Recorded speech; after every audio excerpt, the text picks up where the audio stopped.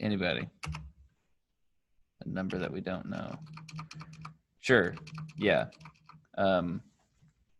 Or sometimes you do know. But in this case, in programming, you are going to know what's in that variable. So on the left here, let's zoom in. We have two variables. Every variable is going to have at least two things. A variable type, so what kind of a variable it is, and a variable name, whatever the name is for the variable. And you can also give it a value. So here I've set the string variable second equal to this string world. So let's talk about strings. We've been using them this whole time. Anything in between these quotations is a string. If you have it like how we've been using them, where they're not in a variable, they're called literal strings. For now, we will be using variables to hold our strings. Let's put this back here. So we're going to be going day by day, looking at the different variable types. Just like these are strings. For names, they can be anything you want.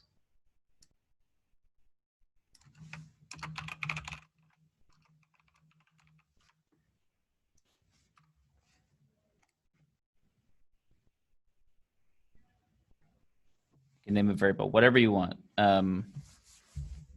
Let's look at how I've named it. So this is the naming convention in C#. Notice how the first letter is lowercase, and then every word after is uppercase. This is called camel case. You don't have to.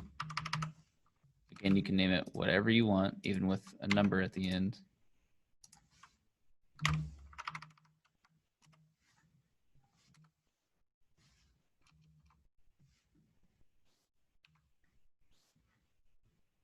It's okay.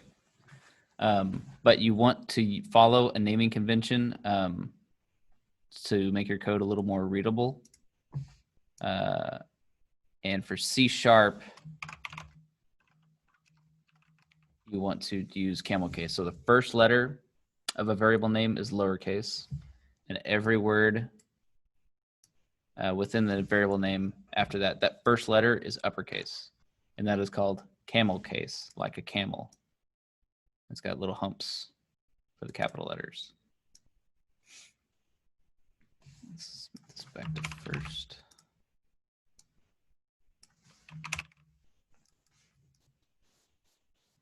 Okay. Let's start looking at this line here, line 9. What looks weird in here? What's something you haven't seen?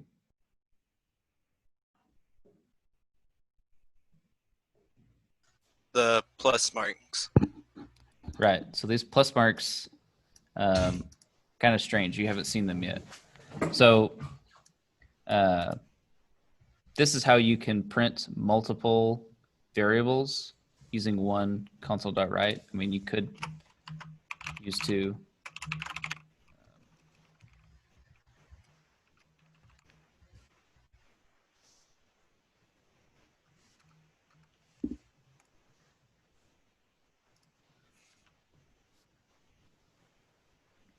If you wanted to, but there's no space. So to have anything else after a variable, we need to put a plus, and then you can put anything you need after this. And in this case, I want a space after first and before world. So I'm going to put a literal string that is just a space. Another plus to let the compiler know that I'm about to do something different. A second.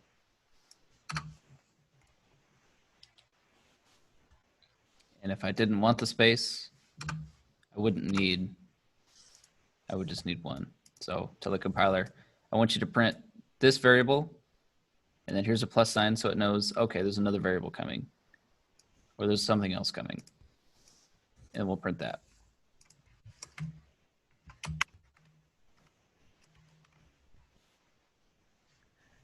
Does that make sense to everyone? Okay. Anything else? So for now, a variable can only have one value. We'll learn how to change it later or add multiple values to one. But for now, the string first can only contain first in it. And then we're using it to print that in down here.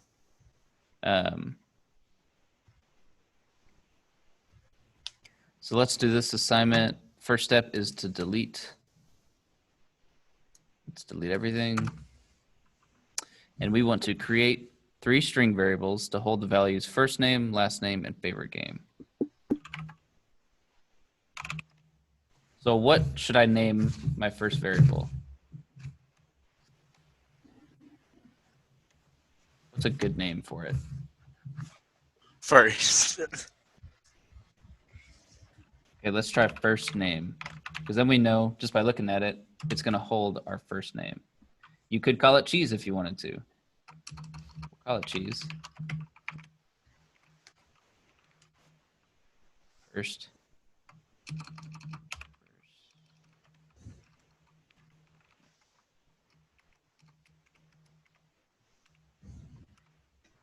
What about the second one? Pepperoni. Pepperoni. Maybe that's how you spell it. Probably. Probably not. Last name.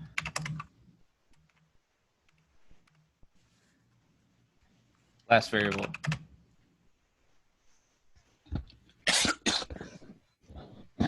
Pineapple.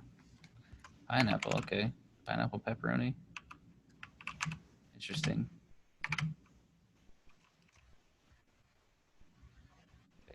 Favorite.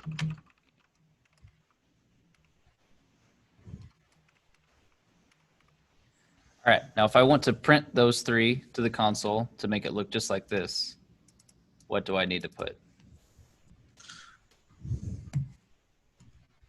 There's a couple different ways to do it.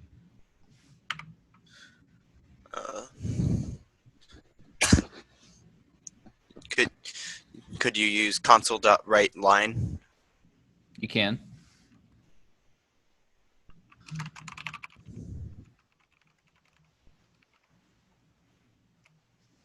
Then what would I put in this parentheses?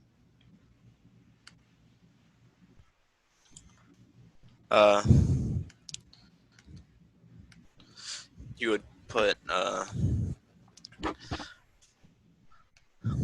cheese.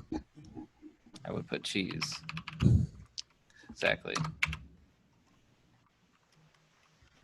About the next one. Pepperoni. Pepperoni, and then you guessed it, pineapple. Wow. Let's run that. There you go, programming. Sweet. Wow. Let's do it another way, using write. Okay, looks like Isabella's got something. And that's looking right too. So let's just copy what she's got. Cheese plus space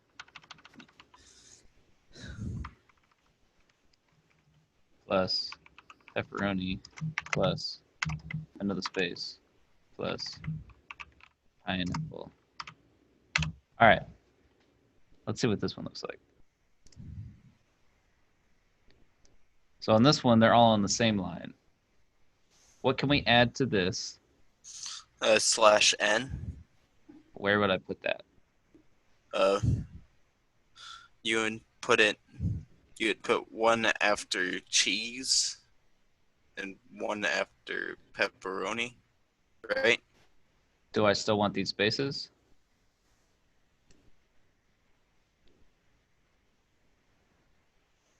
No, I'm not sure, but Okay, let's use the spaces and just make them new lines.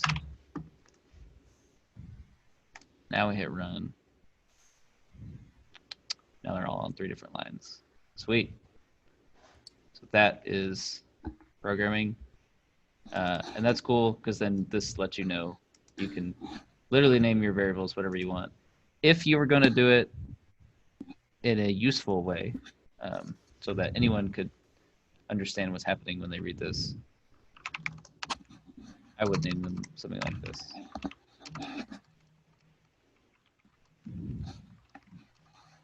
But this isn't as fun.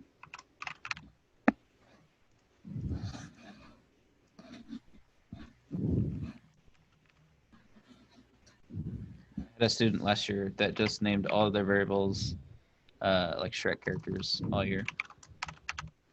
It was almost impossible for me to read anything that he was trying to do.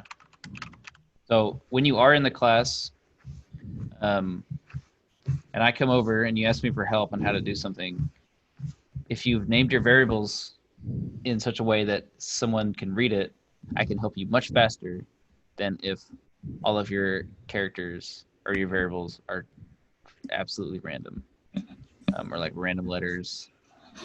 So up to you. You can if you want to.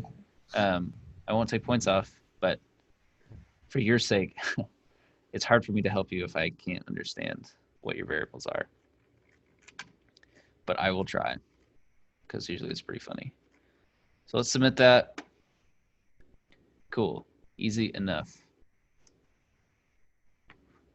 Next assignment is we're going to start talking about inputs. So this whole time we've just been outputting to the console, talking. Now we're going to listen to what the user has to say and get some input from them. So we can do that. We have both our strings here for first name and birth month. And why does this look so weird? It's hard to see. There we go.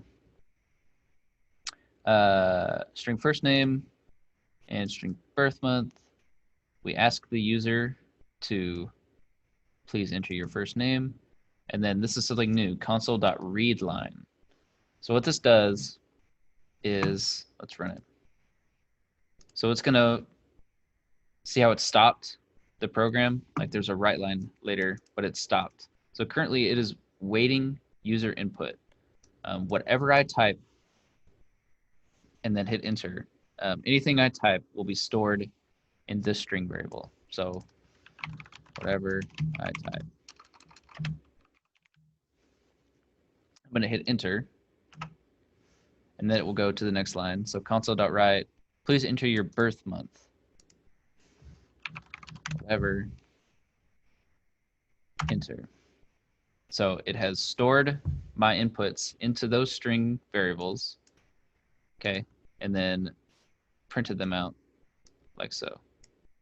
First name, birth month.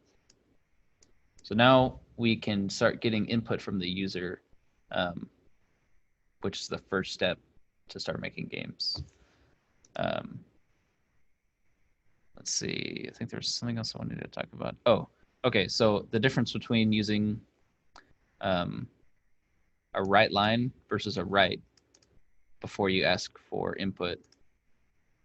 So for a write line, remember it's going to hit enter at the end. So when I type in something, it'll be below that line. This next one is a write, and it stays on the same line. So now I type on the same line and then hit enter. Up to you with how you want to do it. Personally, I like, well, it depends on what it's for. But for a lot of stuff, I like using write, so it's on the same line. But that's personal preference. As long as you're consistent, or it makes sense why you're doing it whichever way. But that's it. That was kind of fast. Does anyone have any questions on reading in something from the console? How this is stored? How we're using it? Cool. Program. All right, so let's do this one. And I'll go through some of the errors that I've had students ask me about already. So let's just So first thing, this is the expected output for the program. Notice how it doesn't say anything about birth month. So we can go ahead and just delete birth month. We don't need it. It'll save you a lot of time right there. I'll show you one of the errors I'm leaving in. Let's assume you didn't think about it. Let's make whatever. 2 more string variables. String last name and string fav game.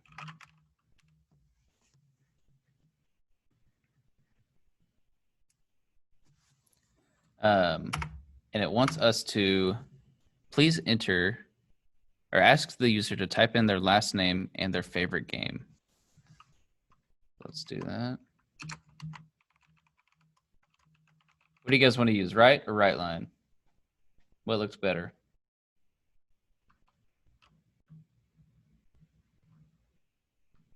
Curious. There's no wrong answer. Line. Okay. Right line.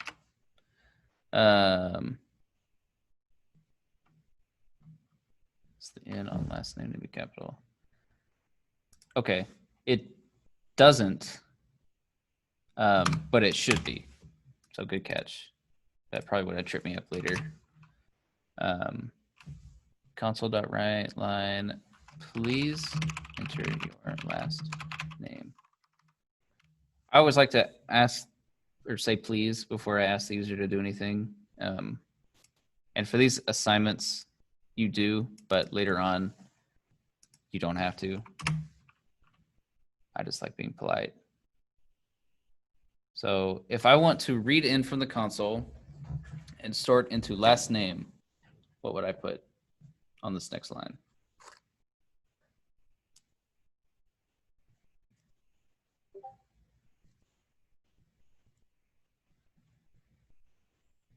Anyone got any ideas?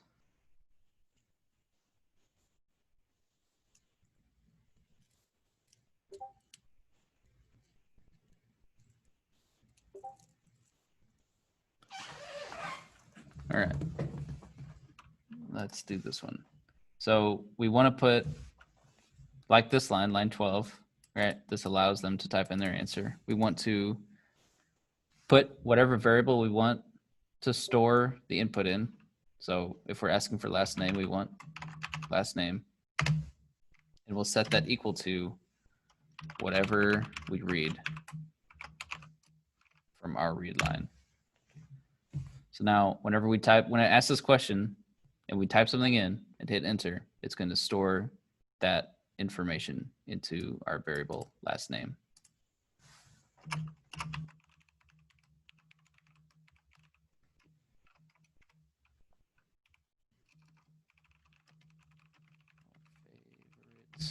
Favorite game.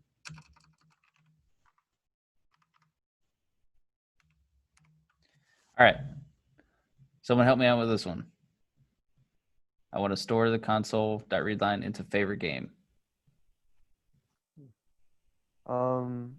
Favorite game is equal to console.readline. Read. Perfect. Simple as that. Allow. Now let's format this. So we've got first name plus first name. One thing I like to do if I have a really long output, you can do something like this and format it yourself. This won't make it look like this, but it's just for you as the user.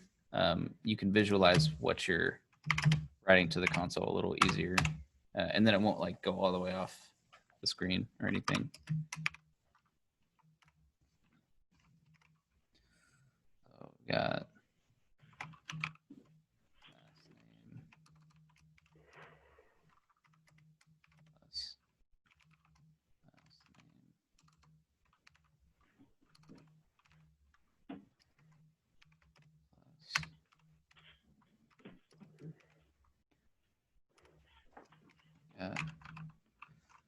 Fave game. No.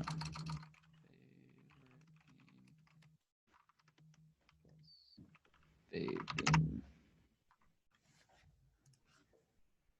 Okay. Let's hit run. Type in first name, last name, favorite game, birth month. And there you go. It's going to print all that information out for you, nice and tidy, just how we wanted it. So a lot of people have stopped here and clicked submit. And we're going to get an issue. And you're probably not going to know what this issue means right out of the gate. So it's running. It feels like it's running forever. Click what's wrong. And it says your program took too long to execute. Check your code for infinite loops or extra input requests. This is the one we want to look at. So when I hit run, it's waiting for me to input something. And it's going to wait forever until I end the program or I type something in. So what's happening is, because I'm only for this assignment, I'm only having 3 inputs. I'm only giving it an input for my first name, my last name, and my favorite game. If you don't delete the birthday, the birth month thing, it's going to get stuck on this. It's going to be waiting for you to type in the birth month forever. And then it ends it short because it doesn't want to test it forever. So you need to make sure, look over here. If there's only 3 inputs, make sure you only have 3 read lines. Otherwise, you'll get that error and it will stay. It'll run forever. Let's get rid of all this birth month stuff. So we've got first name, last name, favorite game. Let's run the test now. And now we're looking good. So if the error that you're getting ever, like you'll probably run into these later too, if it is hung or like, what was the error that it said? Check for extra input requests. Do exactly that. Check, make sure you don't have too many read lines versus how many inputs there are. All of those will be shown here. This is the expected output of your program. Okay, a lot of information. Does anyone have any questions on variables, what a string is, how to read something to the console, what these plus signs are doing? Those are the 4 things we talked about today. A little bit more dense than the past classes. I want to make sure everybody's on the same page. Any questions? You're all experts. Okay, good. Then go ahead and submit your assignments, upload the 2 screenshots, and if there are no questions, you are free to go for today. Whoa. Can you explain the plus signs again real quick? Yeah, so the plus signs, so we have this literal string, okay, like a hard-coded string, and then we have a variable. So this plus sign separates individual variables. So we have our literal string, and then the compiler is like, okay, we see a plus sign. So there's something new coming. Okay, it's a variable. And then there's another plus sign. Okay, so we have something new coming. This is for the compiler to differentiate between each individual things. If I had just put like this, it wouldn't know what first name is because it gets to the end of this quotation and it's like, okay, we're done. But if it sees this plus sign, it's like, okay, there's more that we're looking for. What is it? Okay, it's the first name variable. And then it would end unless I put another plus. So it tells the compiler, the code that You're not done writing. There's more stuff to come. Does that clear that up a little bit more? Okay, cool. When we start getting into different variables, specifically like the numbers ones, like integers, it'll make a little bit more sense because once we start dealing with numbers, this plus sign starts becoming a mathematical operation, like a normal plus sign. So it'll make more sense later if it's still a little confusing. But for now, I think we're good. Just lets it know that there's more to come. Any other questions?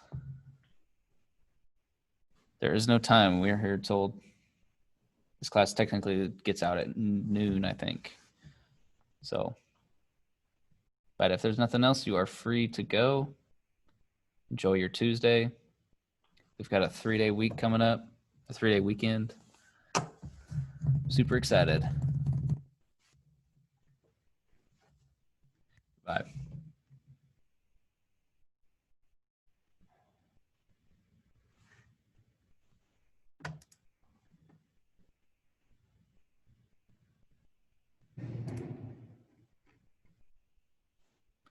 Jay, did you get this one? I think you told me that you were stuck on this one. Or it stumped you.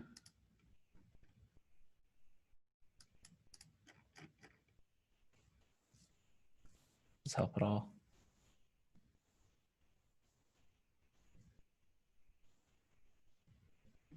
Okay, perfect.